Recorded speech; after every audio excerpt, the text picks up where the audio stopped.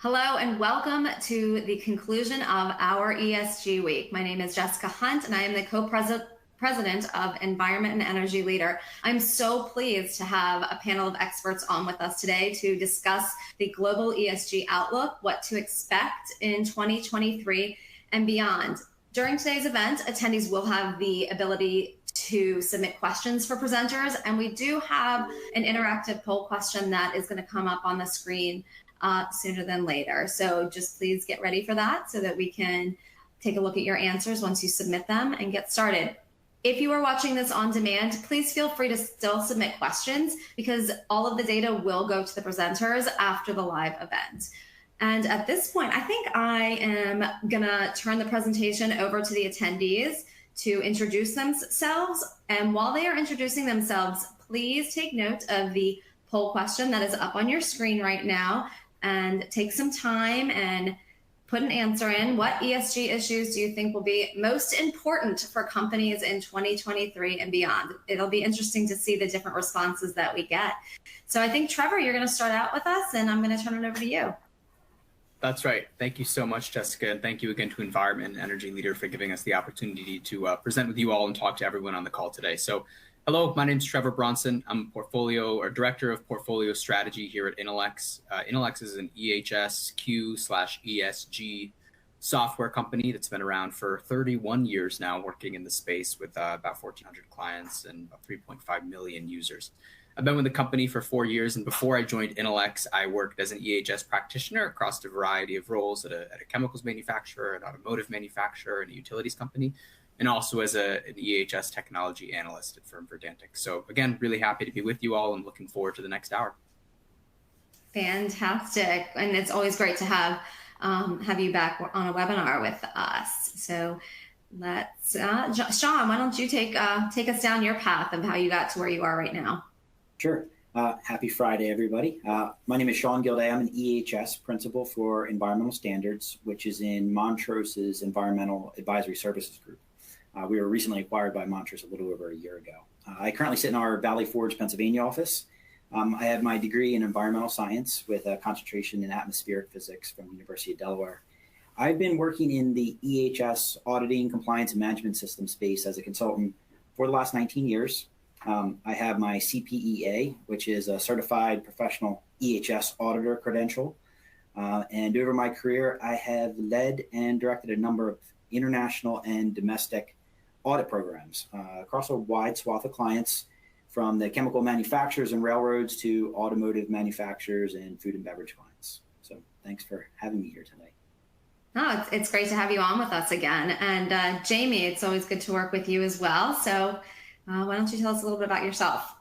Sure. Thanks, Jessica. And again, yeah, just thanks for the invitation to be here today. I'm Jamie Patrick. I'm the Vice President of Sustainability Advisory for Montrose Environmental Group. I'm based in Nashville, Tennessee. A little bit about me: by education, I'm a civil engineer, but I've really been an almost lifelong consultant. I have a strong background in environmental compliance and management systems, but my focus now is really around supporting clients in that corporate sustainability, climate change, and all things ESG space. So here at Montrose, I lead a team of engineers and scientists who are supporting clients at all stages of their sustainability journey. So that could be organizations that are just trying to figure out where to start and what to focus on.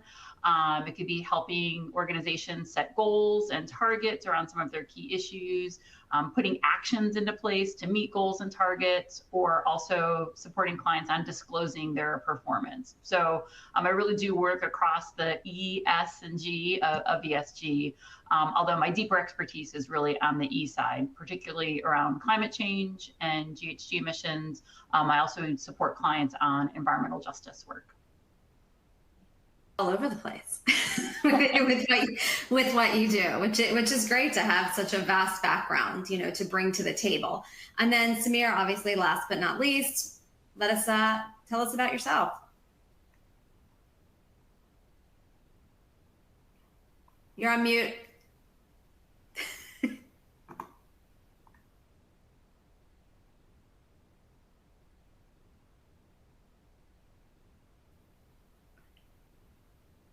Can't hear you. Oh no. Oh, I can tell you a little bit about Samir. All right, yeah, go for it. Take over for him, and I'll see if I can work on my end back here.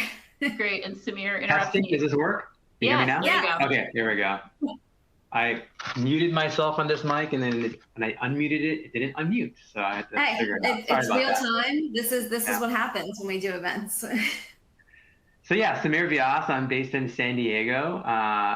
Like Sean, my company was acquired by Montrose recently, back late November, which was Huco Consulting. And I'm one of the founders of Huco. I've been in the space of EHS, ESG data management specifically for a little over 20 years. Chemical engineering background, first job out of college was consulting and doing environmental consulting, specifically using systems like Intelex and other applications to help people collect their data from different systems and calculate what they need to kind of report on, right? So historically, it was pretty much for environmental purposes, right? We got into greenhouse gas regulations, but we help people across EHS and now ESG all across the board. Like Jamie, Huco, and myself, we help people figure out how to tackle ESG, but we take it from the angle, or my group does, from the angle of data management. So how can you use applications to help you collate the information and report on it in an effective, efficient, auditable, transparent, consistent way? Thank you for being with us today. You know, this is the first time we've had a chance to meet, so I do appreciate you jumping on this panel with us today. For attendees, I'm only going to leave the panel question up for about another minute. So please make sure that you get your answers in, and then we'll take a look at at everybody's responses sooner than later. But Sean, I'm going to start with you with the next question. And can you define ESG for the audience, just in terms of your scope and your work? Because everybody has different definitions at times of what ESG means to them in their work. Sure. So as I mentioned, most of my work is primarily in EHS compliance space. I'm not often performing work squarely in the ESG space, as I'll define it in a second. But however, with that being said, in environmental standards in Montrose, as well as a few of our auditors, are accreditation auditors for Equitable Origins EO 100 standard, which is the standard for responsible energy development, which is an ESG certification for oil and gas operators. It's developed to demonstrate that these oil and gas operators have objectively and independently evaluated ESG metrics, essentially. So it covers topics like corporate governance, transparency and ethics, human rights, social impact, indigenous peoples' rights, fair labor and working conditions, climate change, biodiversity, and environment. So it really is an ESG framework, but primarily focused on oil and gas operators. Similarly, our group also is an accredited auditor for MIQ, which has a similar focus to Equitable Origins. However, it's really focused on methane emissions. And specifically, they are asking their operators who want to become accredited under their framework to have company policies and practices and procedures in place to control methane emissions, and more importantly, identify and then mitigate any methane emissions that are identified through really enhanced monitoring, including continuous monitoring devices, handheld detectors, and aerial surveys. So for me, ESG really kind of means that social responsibility to operate, right? It extends from environmental compliance and health and safety compliance, which, again, in my opinion, they are steps to ESG programs. You know, the environmental permits really are protecting the environment and preserving resources for the community's benefit. So it's hard to have an ESG program which is touted often as being a step beyond compliance, but if you don't have your compliance in place, it's really hard to go beyond it, right? Same for health and safety. Those regulations are established to protect workers' rights and ensure the longevity and health of the workers. So again, adopting corporate governance programs that are going beyond that is hard if you don't have the basic framework in place of EHS compliance. So for me, it's always meant getting your EHS house in order and then going beyond what's regulatorily required.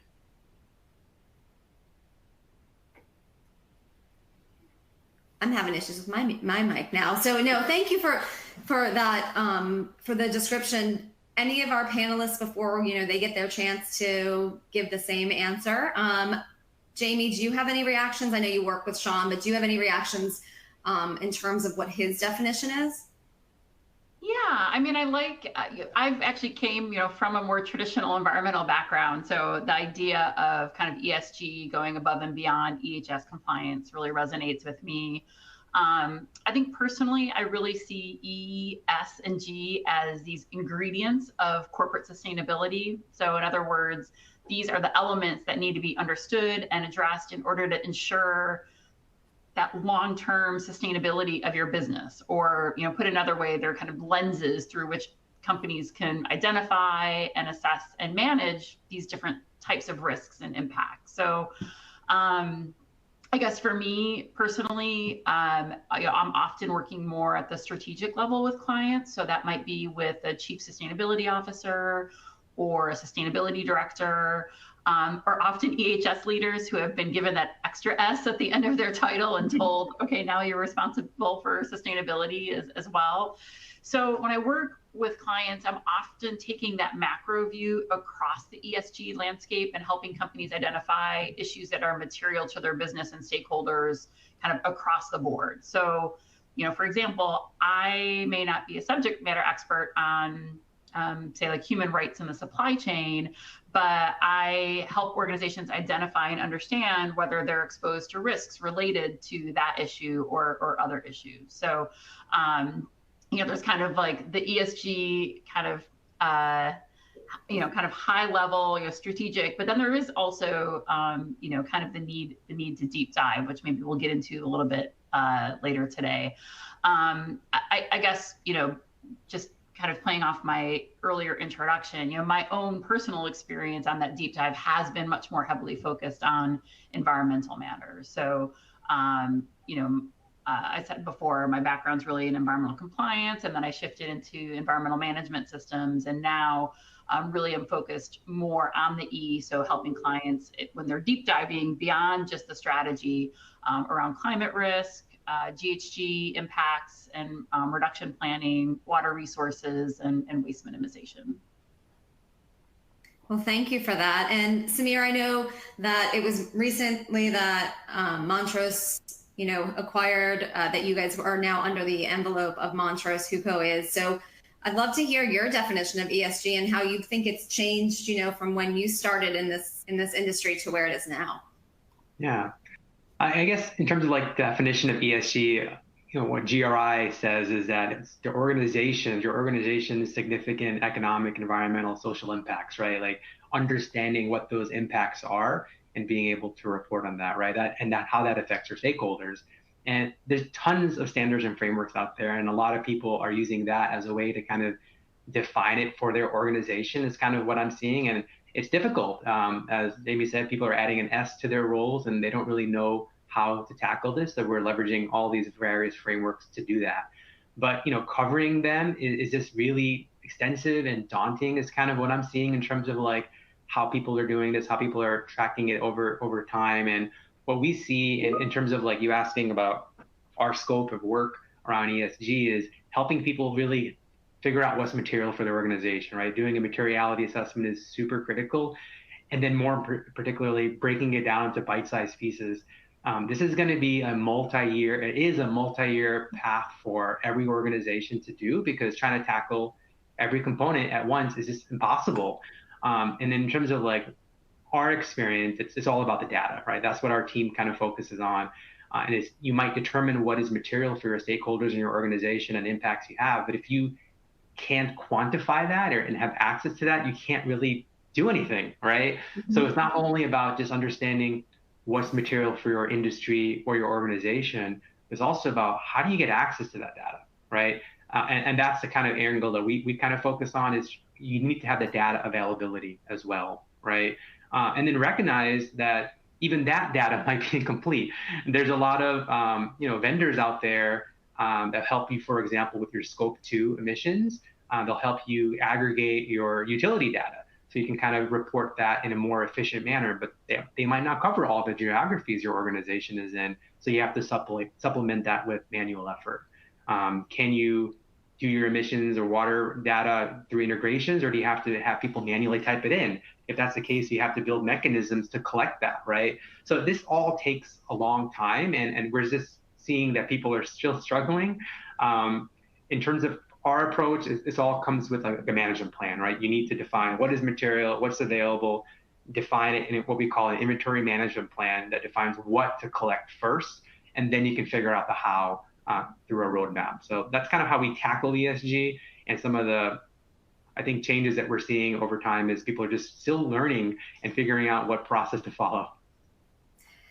Yeah, I mean, a lot is changing, obviously, and we'll see this. I just looked at some of the results from the poll question, but transparency was on there quite a few times. And so that's something that I know that, I've talked to everyone on this panel, and Samir, about before, is being transparent. And Trevor, we talked a little bit about this question on Tuesday when we had our webinar, but before we go over the poll results, I'd love you, to hear your definition of ESG for you.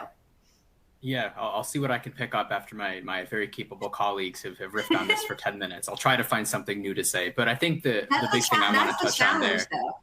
I know. Going last in this question is, this is high stakes. But no, Samir touched on it there at the end. I think it's important when we're defining ESG. It's important to understand that there is no single definition. So I had a slide in my webinar where I pulled a definition from Investopedia, which said a set of standards for companies' behavior used by socially conscious investors to screen investments.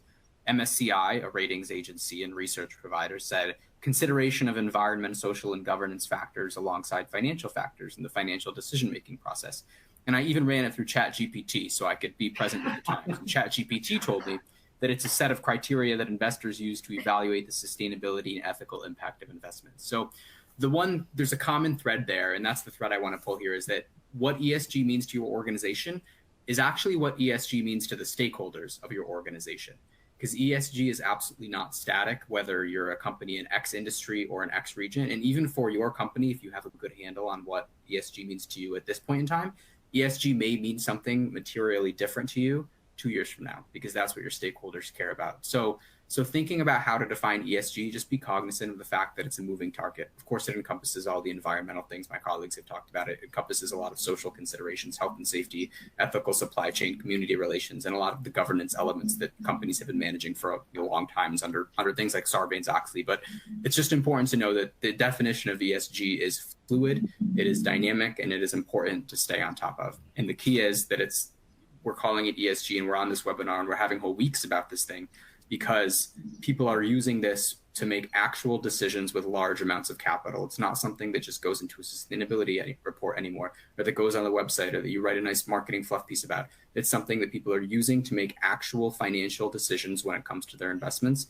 And with the emergent regulations, it's something that if you say something and don't do that thing, you may very well end up fined, which is a totally new world for the profession of ESG, where there's that level of accountability. So the definition is broad, is ambiguous, and a moving target. That's what I'll say. Which, and I love that you mentioned that ESG is defined too by your stakeholders, obviously, which, and stakeholder goals, as you've said, it's fluid. Those could change over time depending on, what is happening in the world or what the needs of your community is. So that's great. All right. Well, does anybody have anything to reflect on before we move on to the poll? I think we're eager to see the poll results. Jessica. All right. So I kind of combined, if you saw me doing a little bit of work behind the scenes there, kind of multitasking, I combined some of them just so that we could be able to see everything on the space. Let me know when you can see. Can everybody see the results?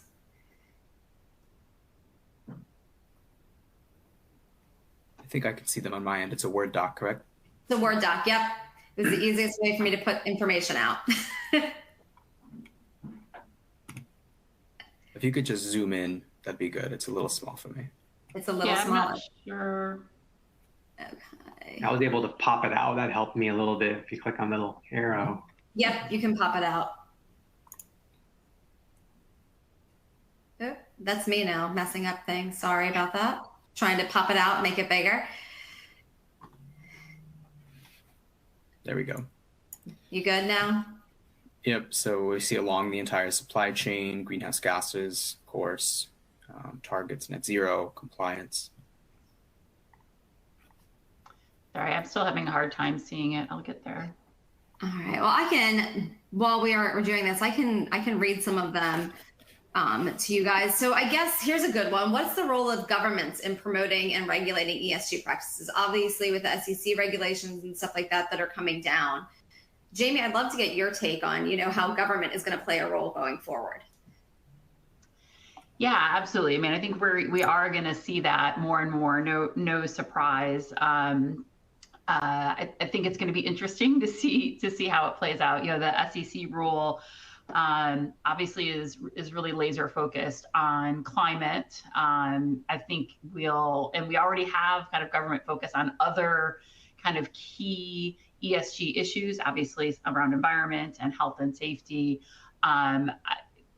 It feels like to me that as some of those kind of mandates progress, we will start to see more and more involvement on kind of ESG or kind of corporate sustainability more broadly. We're already seeing it in some areas at the state level here in the US, and looking across the pond over in Europe, seeing some progression there. So I think it only kind of stands to reason that we're going to be seeing more and more government involvement, but that level I think is going to change from maybe kind of an issue level to kind of a more broad corporate sustainability, kind of ESG and disclosure level. And I'm glad that you mentioned, over the pond, because and this is kind of related, but Samir, I'd like to get your take on what do you think our government is going to learn or should learn from, the UK and the EU? Great question. I'm not sure I'm the expert to answer that fully, right? But That's I think okay. I have a colleague here kind of giving me some crib notes on the side too. But yeah, what's interesting, his observation is that, this is driven in the US by SEC. Clearly the financial angle is huge here, as Trevor gave those different definitions, right? As opposed to maybe some of the other approaches that other countries are taking, right? So I think we're still, as a country, struggling with the two, right? What is actually for the greater good, if you will, from a traditional perspective versus the financial elements of it, right? So in terms of what we'll learn from the UK, I'm not sure I can comment on that exactly, but I think there is a difference in how the US is tackling ESG compared to maybe other parts of the world. No, thank you. And I know I put you on the spot there with that question. It's all good. Sean, Trevor, are there any of these questions on here or comments that kind of stood out to you? Yeah, I mean, we have the focus on greenhouse gases, and then I think that kind of then we have that moves over to the reporting framework side of things. I can touch on that one. At Intelex, I didn't talk so much in my answer about what ESG is in terms of what Intelex's scope is and the whole thing is, but it's a broad set of metrics that are used for decisions. We did center on that. And the point of Intelex is to be able to allow you a place to aggregate those metrics, report those metrics, and more importantly than anything else, actually manage those metrics, right? It's one thing to prepare a really nice report for whatever disclosure organization you're attending to for that year. But the whole point of this is to measure it and actually manage it and reduce it and end up having your company be a net positive, really, which I'd like to touch on a little bit later, to the world at large. So thinking about what frameworks you're using and what you're doing with all that data, it's just, I want to go back to the whole stakeholder thing. In Europe, for example, they're very big on TCFD or CSRD or ISSB even. Oh, the big thing about ESG really is learning acronyms. That's step number one. But after that, you just need to be cognizant of who's asking for what and how they're asking for it. So there's not really a perfect answer to what reporting framework should I use. That depends on what your organization is doing and where you're doing it and for whom you're doing it. The most useful advice I can give them on that is you can, of course, do some desktop research, but if you have peers you trust, friends in the industry, specifically in your actual industry, just get aligned on what everyone else is doing, because chances are you're going to be fairly aligned in how you produce, aggregate, and report that information. No, and I know this is something that we talked about the other day, is don't reinvent the wheel. Learn from your colleagues, see what they're doing. everyone makes mistakes and everyone can learn from each other, and what works for, an organization in your industry, it's good to know what works for them. So no, I appreciate that. And Sean, I'm going to give you the floor just to kind of see if you want to pick another question or comment on here before I give a little bit of reflection and get some more information from our presenters. I don't have too much to add, but I did see a question about, auditing and assurance. So that's really, a lot of the work that I focus on. Auditing in itself, right, is a quality assurance practice. And typically, more mature programs tend to lend themselves better to being checked and verified and have these robust quality assurance practices in place, which again is what auditing is. So it does become really critical to establish clear framework that your organization is operating under to meet your ESG goals. So you have your goal, and then you need your action plan to get there. But then you almost want to look at it like a risk analysis. So what things are we going to measure to ensure we're on target? And what are our leading and lagging indicators that we can check to make sure that those controls we have in place are actually working? Do we need physical inspections of those things, or do we need reporting metrics like in software that can tell us in advance when something may be getting out of control and therefore we may not be meeting our targets? No, great. And I'm glad you touched on that. And I know that our presenters do have a little bit more that they'd like to, a couple other things they'd like to address here. So Jamie, I'm going to give the floor back to you. Sure. I'll close the stop sharing right now. But yeah, I'll give the floor back to you. And great. Now that I can see the responses clearly, I guess there's a couple things that stand out to me that I just, find interesting. I was expecting as poll responses, what ESG issues do you think will be most important? In my mind, I was expecting to see some real specificity around diversity, equity, and inclusion, or business ethics, or the challenges around zero waste to landfill. What really stands out to me is, from an issue perspective, it's very clear that, from our audience here, climate change, GHG emissions reductions, et cetera, are maybe the number one issue. And I'll just, kind of point out, let's not forget, it's not just about managing GHG emissions and impacts. Let's also keep in mind the role that climate change plays in the risks that are posed to our organizations, whether those are physical risks or transitional risks due to increasing regulation. So, but it's obvious to me that kind of climate and GHG emissions are the specific issue most forefront of folks' minds. What I think is really interesting is that there are a lot of other issues that have been shared by our participants that are more cross-cutting.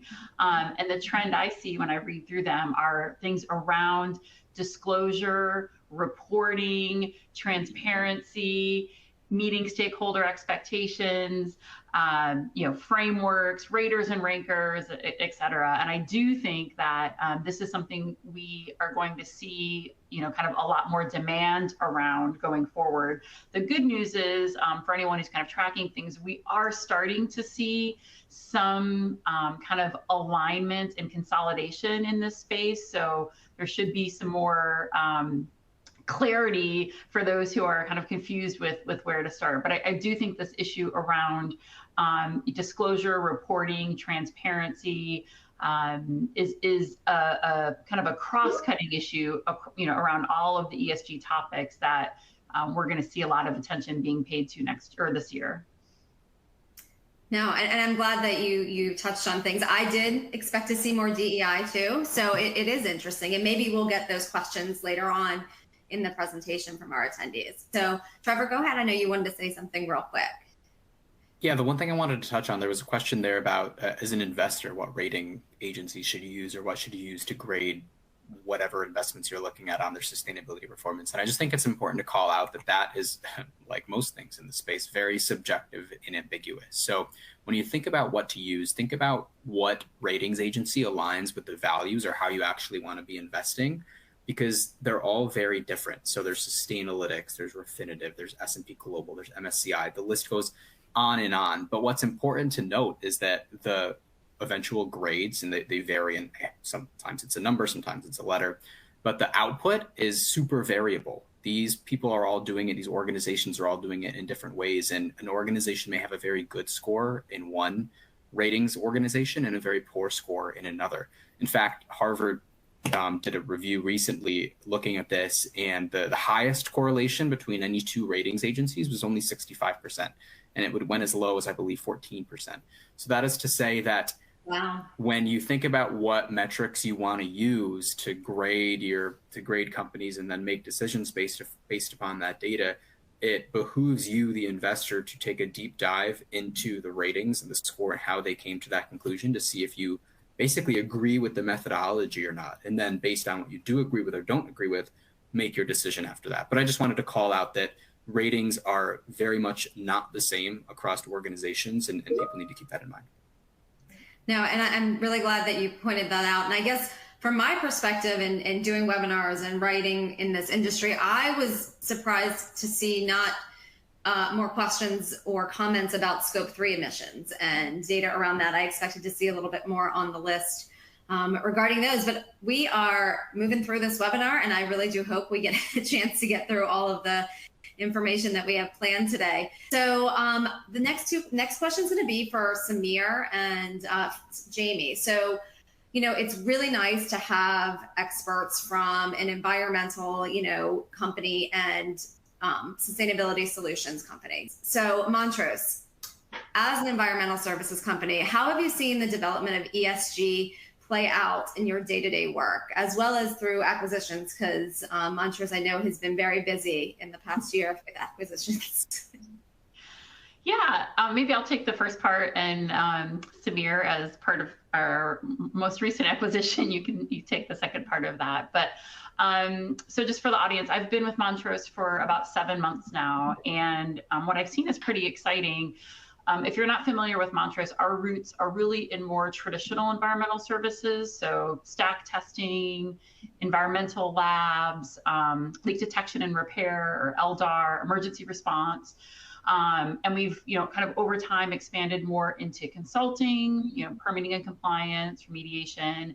And now with these broader stakeholder demands around ESG and corporate sustainability, we're growing more into this advisory space where with my team's work, we're working with clients to kind of meet those needs, but it's really all connected. So maybe the best way to talk about that is, as an example, we're seeing a lot of our oil and gas clients leverage our leak detection and repair team, not just for compliance purposes now, but also to more proactively understand and address where they may have methane leaks so that they can address them to meet their net zero goals. So I guess from a day-to-day perspective, it just means that our work at Montrose has become much more integrated. So it's not really enough anymore just to provide sustainability strategy services or LDAR services. We have to help our clients really put all those pieces together and figure out how strategies will actually be implemented boots on the ground. So I think gone are the days of, sustainability through PowerPoint decks. We really have to,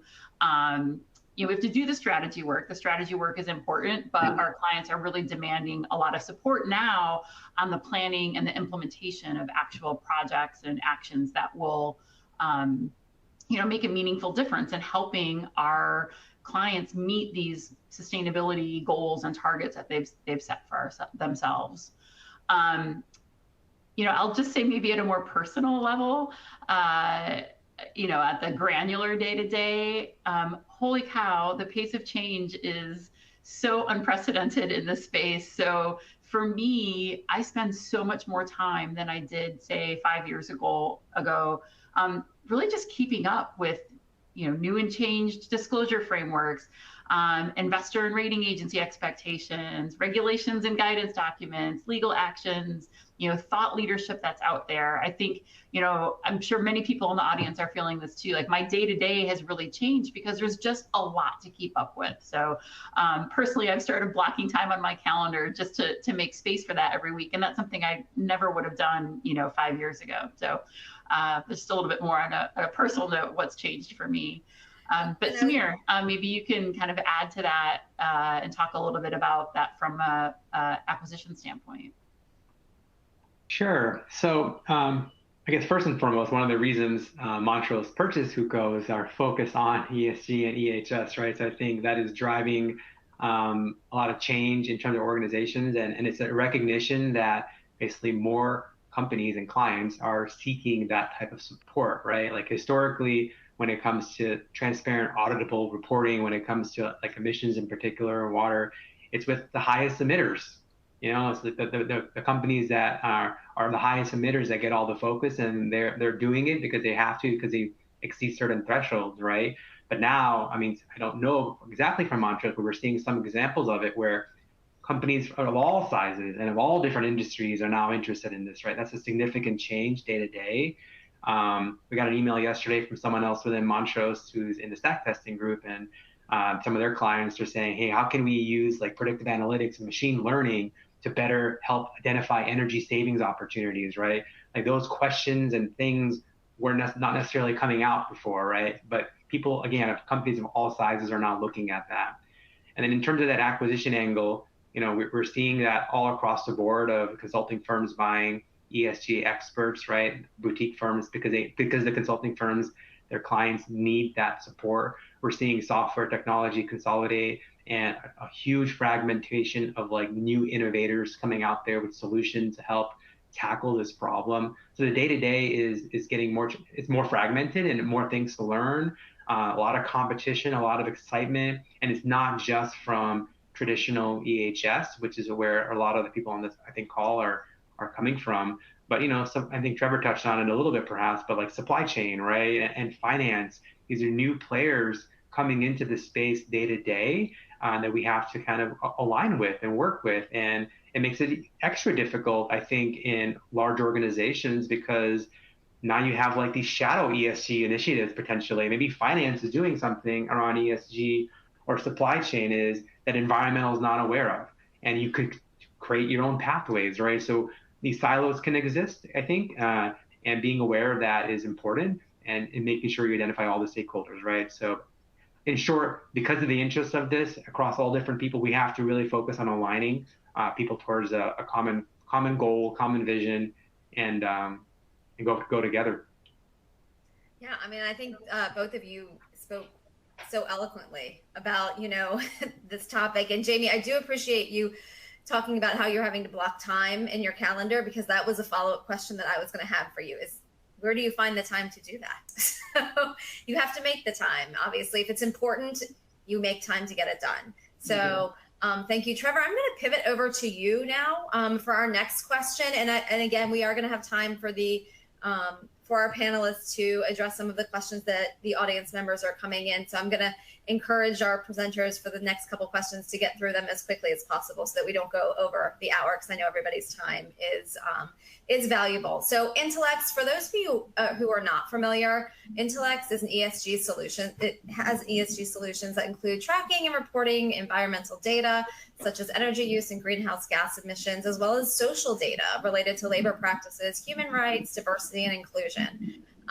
So that being said, and I challenged Trevor to this, I didn't realize I did challenge him to this earlier, and I think it's a good challenge. It's a good thing that we all talk about, you know, as a company, is what are we doing internally to promote ESG at a company? So can you talk about the internal ESG practices at Intelex, and how, you know, Intelex's sustainability blueprint has changed over the years?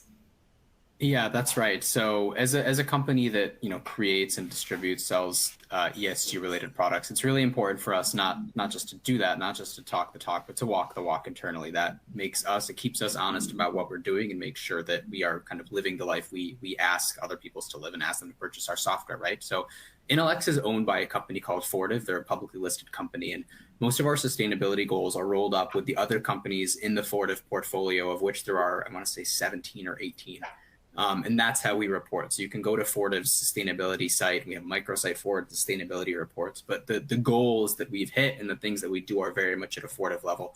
So I did want to just highlight a couple of those ones, and I'll try to keep it short here. We actually had a goal initially of a 50% reduction in our scope 1 and 2 emissions from a 2015 baseline, and we wanted to meet this goal in 2025. And this was on an intensity basis, i.e. emissions normalized to the revenue that Fortive was creating. So we could, it would make the target a little bit easier to hit. We hit that target actually really fairly quickly.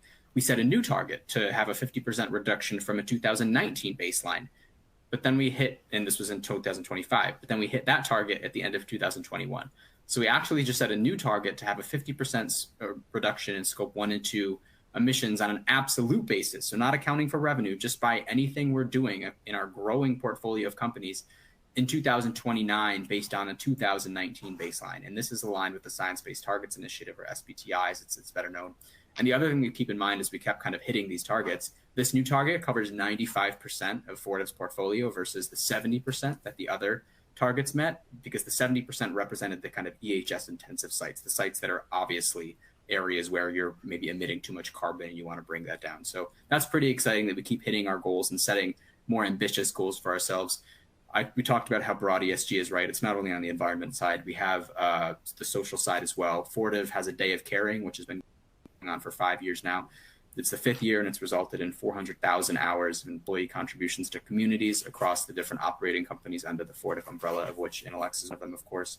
And then we have some philanthropic efforts under the Fortive Foundation, but I think that's common. Those two initially, especially that carbon one, I think we're all really proud of. So it inspires, I hope it inspires everyone on the call here, and it's really important to us that it inspires the people actually working to make these products for industry at large.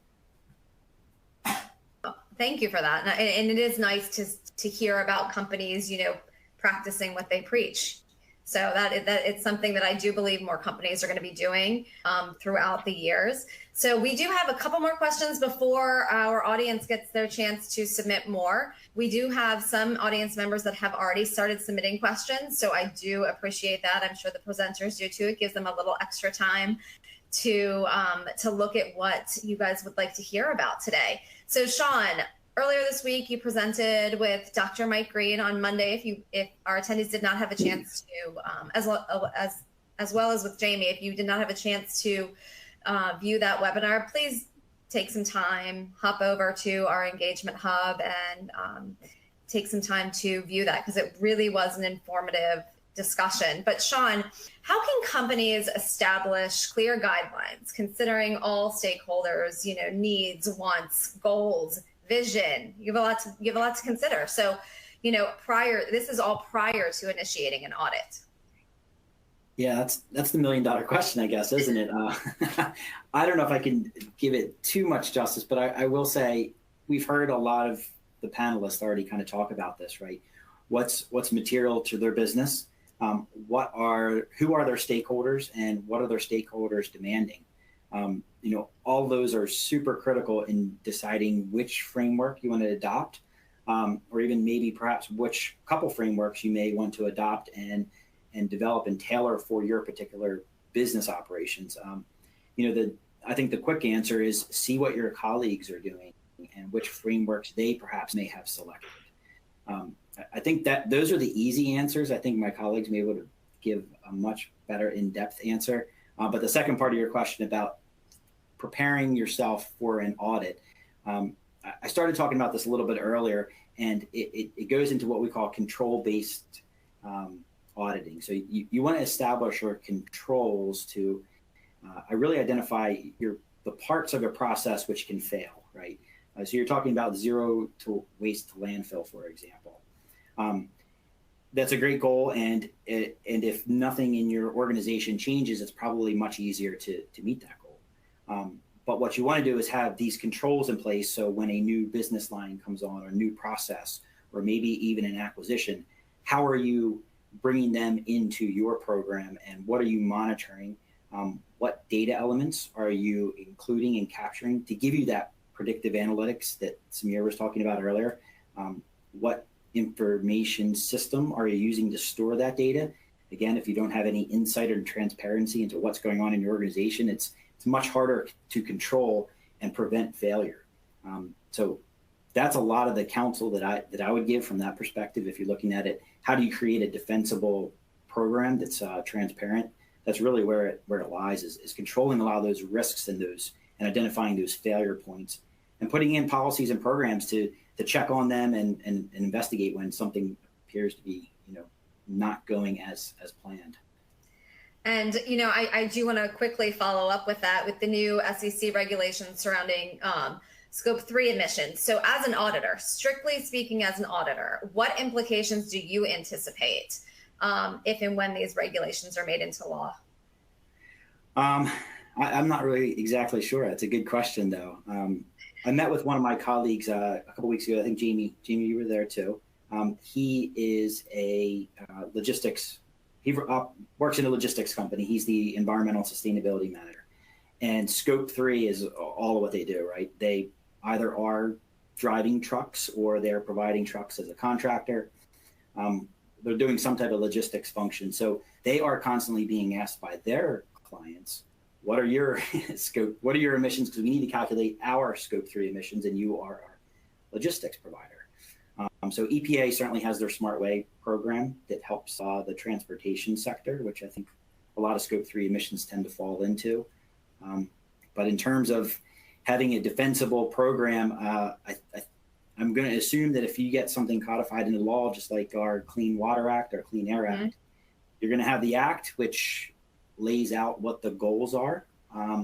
But then I assume the organization, which I'm not sure if it's going to be the SEC or whomever, is going to have to put together regulations and criteria on how to get to those goals and really what the reporting framework is going to look like. How far into your supply chain do you really have to go? Because all of those things are currently open-ended and largely up to the user right now. So I think they're going to continue to be questions unless they are put into law about where you're going to look and how far you're going to go to calculate your Scope 3 emissions. And I'll just add there quickly that it remains to be seen whether the Scope 3 emission requirement is going to stick in the final version of the SEC climate rule. So it will be very interesting, and it's going to be very hard to monitor. And so we'll see. We'll see what happens. But before we move on to our last question that I'm going to pose to today's panelists, this is for the audience, and some of you have already started doing this. So, during the next part of our discussion, please submit any questions that you have for the presenters. They are going to pick and choose which ones that we have time for today to answer. That being said, all of the panelists will have a report to download with everybody's questions. So they'll be able to see your question, even if we don't get to it today, which I guarantee you we won't get to all of them because we are getting close to the top of the hour right now. And just to let our attendees know, Trevor was having a few difficulties with technology, but he will be back as soon as we can. So while our audience is submitting questions, my last question for the presenters, and this is something that Trevor did, I will say, when I answered the other day, because it's a question that came up during his webinar, but I told him that we were going to wait till today because I think it's a better format to ask it. So again, I said I wanted Trevor to ask this. And this question is about ESG and triple bottom line sustainability, or TBL for short. So both, if you're unaware, both frameworks do share a focus on sustainability, but the key difference between ESG and TBL is their scope.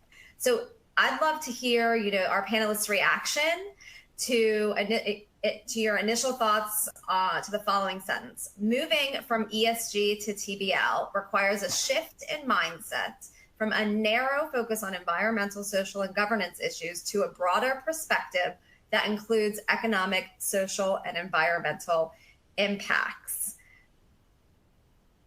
Yeah, so Can you see me? We cannot. We can hear you, but we can't see you. There we go. There you are. Okay. Yeah. Right. So this question is interesting. So the triple bottom line is something it's been around, and that's one thing to know about ESG as well. We're talking about ESG, and that's the acronym of the day. But this concept, do good business for good, has come and gone and been around for probably a century, to be honest. So it comes in many different acronyms and names, and maybe in 20 years we'll call it something else. But whether it's triple bottom line or ESG or CSR or ethical supply chain or sustainability, not so important. But thinking about, I do like the approach of thinking about a triple bottom line because it implies bottom line, which implies the financial part of a business. And when we think about what any business wants to do financially, it's I don't know if we're inverted here on my webcam, but it's up and to the right. That's where you want your charts to go, right? You always want to be growing, making more money, being more successful as a business. But when we think about sustainability, we often think of we want to go down and to the right or left, depending on where you're going. But let's say down and to the right. It's all about reducing carbon emissions. It's all about reducing negative impact. And that's good. That's a noble goal, don't get me wrong. But that implies some level of you can reach a finish, right? You can reach zero and then you're done. Congratulations, you've won ESG. But that's not how it should be.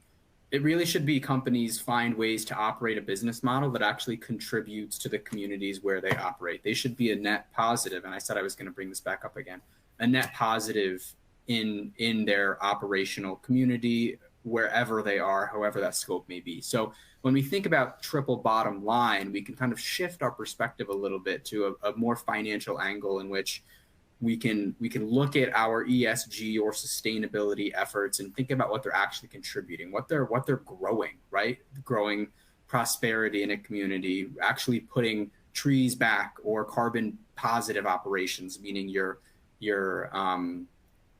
creating, however you may find a way to do this, basically more carbon than you're actually using in your operations or emitting into the atmosphere. So there's never going to be a perfect word for this, and everyone is always going to use a different terminology, but I do like the triple bottom line approach in the sense that I hope it leads people to think about not just what can I reduce, but what can I create? What can I grow? Because that's what you're always trying to do with the financial bottom line of your company. No, thank you for that. And Samir, I would love to get your perspective on this. Yeah, so ultimately, I think this actually ties to one of the questions in the inbox too that Eric asked a while ago about, and maybe you actually alluded to earlier, is the trends, right? UK versus US, right?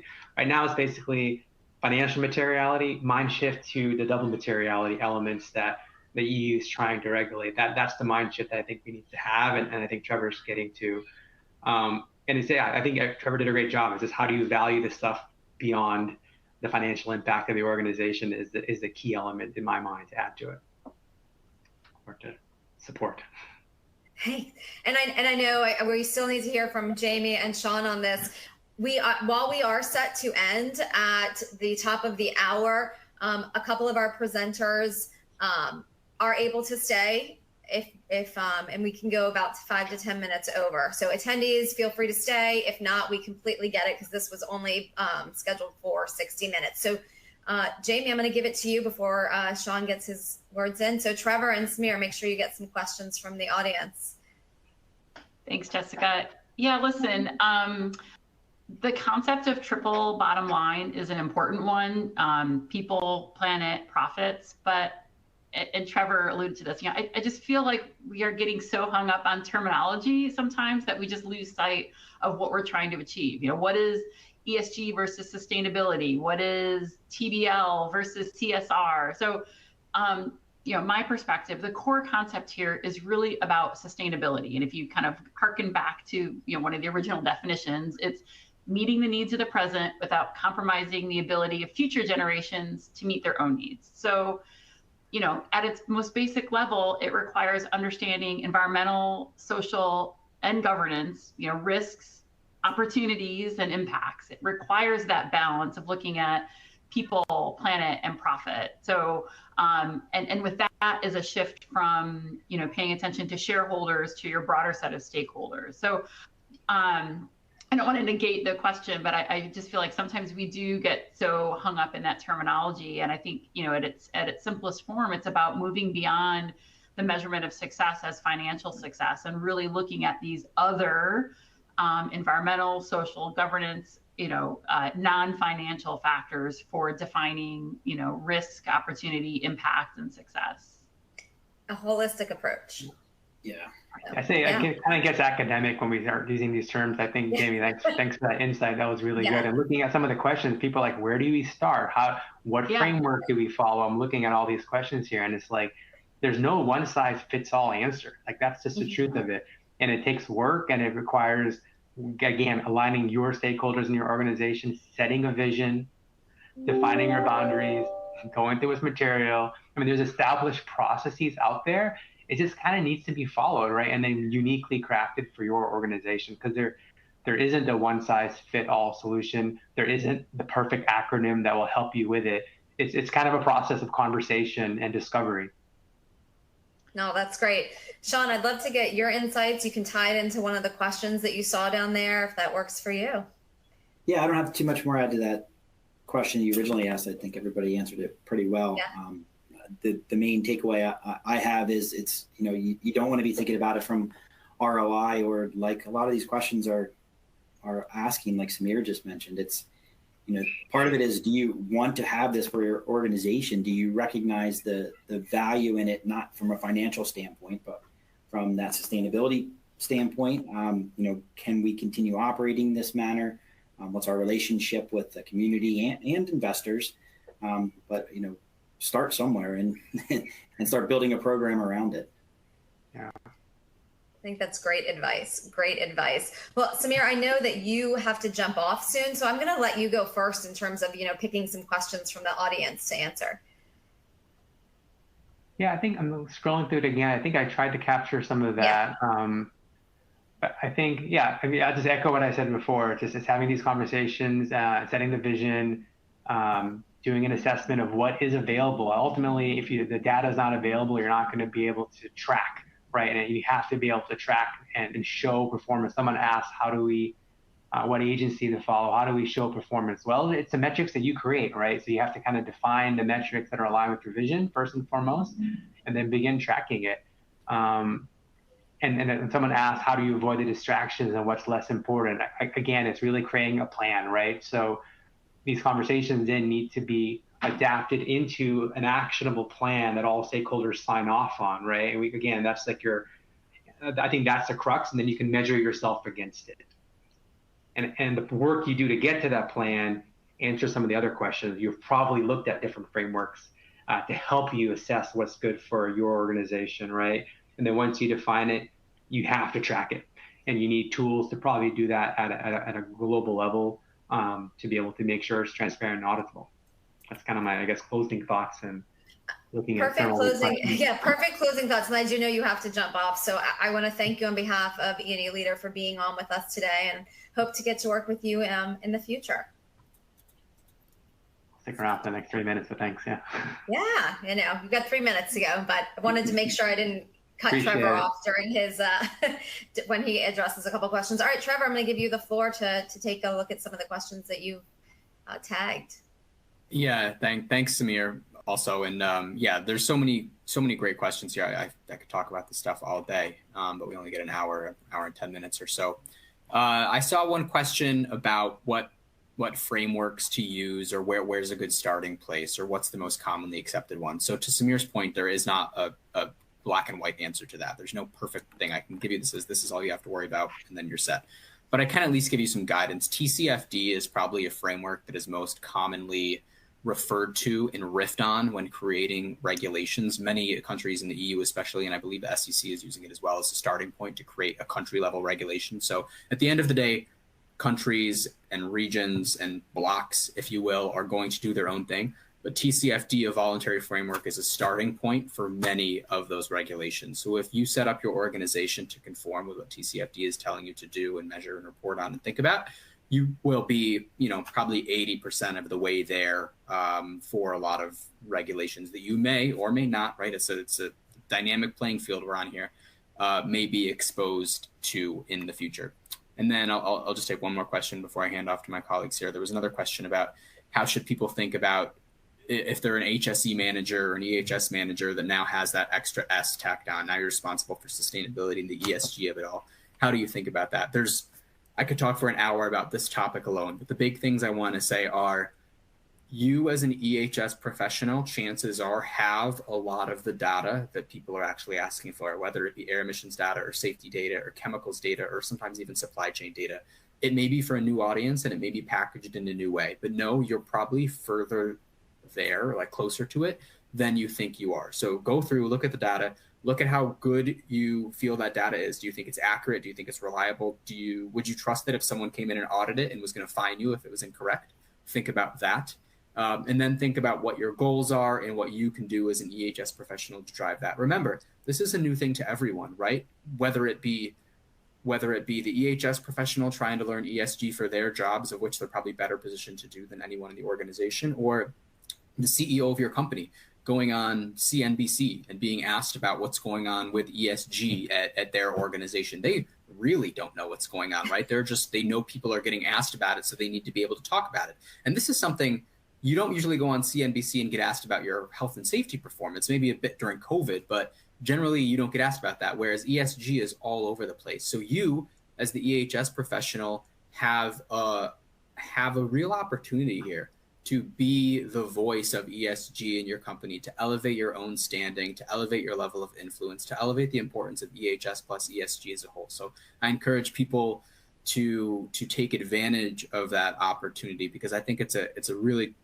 awesome thing that EHS has not had in the past. It's always been a kind of a cost center, right? Nothing that people are talking about or really caring about. But with ESG, with the importance of ESG metrics to people allocating capital to your organization, you have a real opportunity to create value. You're not a cost center anymore. You can create value. So I encourage everyone to really internalize that and act accordingly.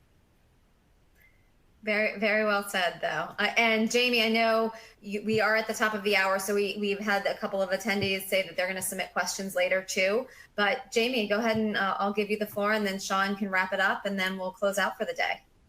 Yeah, I think there's some commonality in some of these questions, and a lot of them are probably a little too detailed to jump into in these closing minutes, but maybe building on what Trevor said and addressing some of these questions. Look, if you're coming from a more traditional EHS or environmental space, you're likely familiar with the plan, do, check, act cycle that our management systems typically follow. And I always find it really helpful to think about, again, insert name here, corporate sustainability, ESG in the same way. I think the difference is that in that planning stage,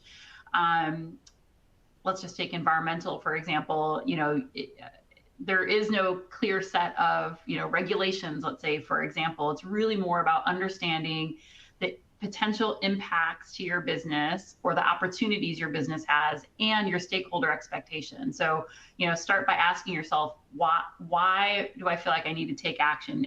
Is my company getting pressure from its investors? Because how you move forward because of investor demands might look different than are we getting pressure from our customers, or do we see an opportunity for business growth with more sustainable products? So I know it's really frustrating that there isn't just like, give me the rule book, there's a one size fits all, but it's really just about understanding, thinking about environmental and social in particular opportunities, risks, and impacts. Where do you start?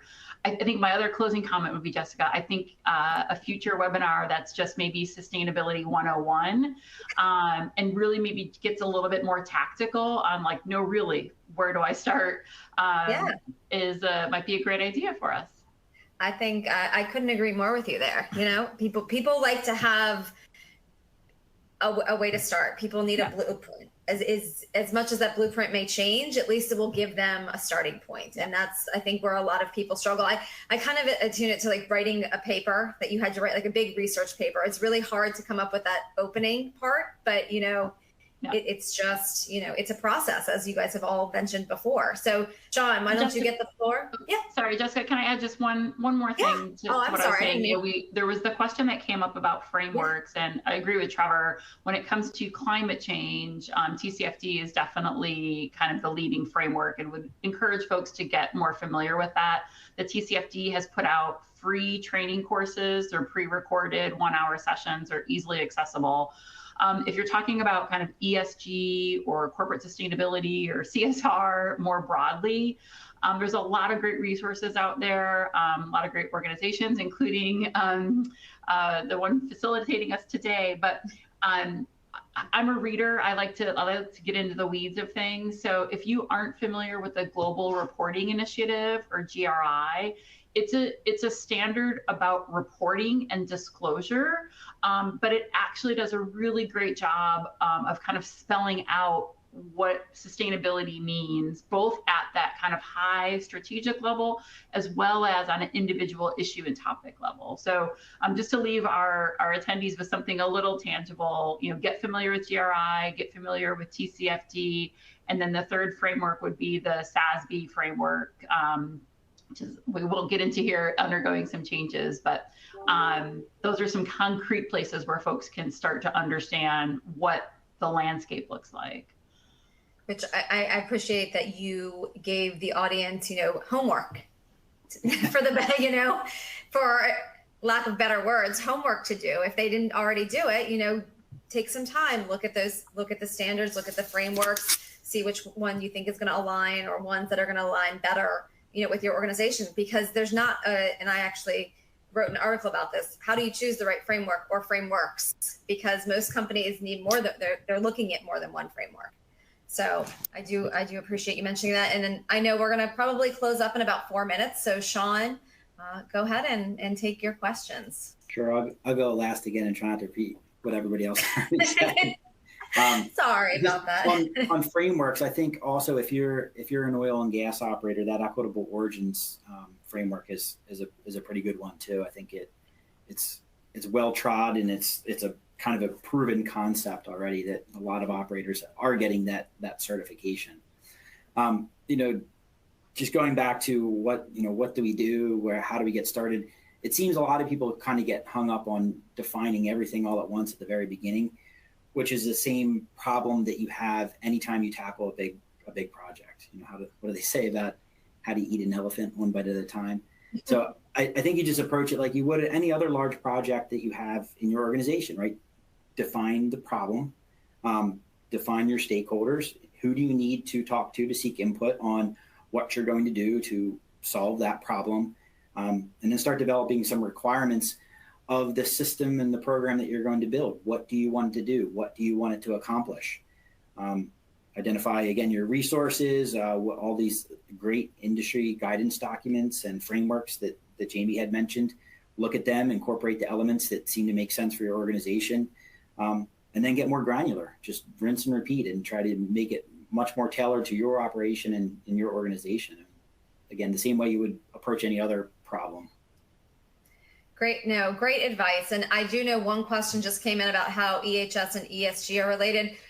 Do want to let the audience members know that Trevor did talk about this during his webinar on Tuesday. So jump back into there. Otherwise, Trevor, I'm sure will answer that question, or one of the other panelists after today's event. I wish we could talk for another hour this afternoon, but I know everybody's really busy, and hopefully we'll get to do something like this again in the future. I love the idea, Jamie, of doing a Sustainability 101, back to the basics, back to the basics webinar. But on behalf of our entire team at E+ELeader, thank you to Intelex and Montrose for helping us put on this ESG week. We really enjoyed all the dialogue, the conversations that we had, as well as the feedback from attendees. So if you are watching this on demand, please, again, feel free to submit questions. They will all get forwarded to the presenters teams post viewing. So again, thank you, Jamie and Sean and Trevor, for being on with us this afternoon. But at this point, I'm going to conclude the webinar, and I hope everyone has a wonderful day. Thank you. You too. Thank you. Thanks, Jessica. Thanks, everybody.